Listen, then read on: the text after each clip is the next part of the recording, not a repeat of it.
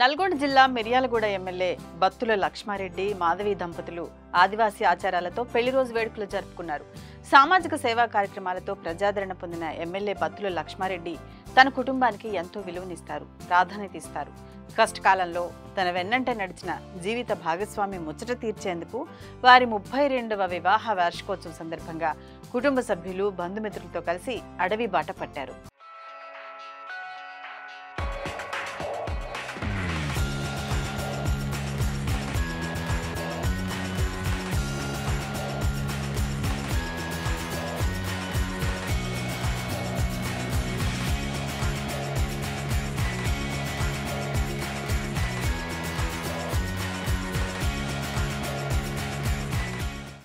విశాఖ సమీపంలోని ప్రకృతి రమణీయత కలిగిన అరకు ఏజెన్సీ ప్రాంతంలో ఆదివాసీలతో కలిసి వివాహ వార్షికోత్సవ వేడుకలు సాంప్రదాయ రీతిలో జరుపుకున్నారు. తెలంగాణకు చెందిన ఓ ప్రజాప్రతినిధి తమ గూడెంకు వచ్చి వివాహ వేడుకలు జరుపుకోవడంతో ఆదివాసీలు ఆనందం వ్యక్తం చేశారు.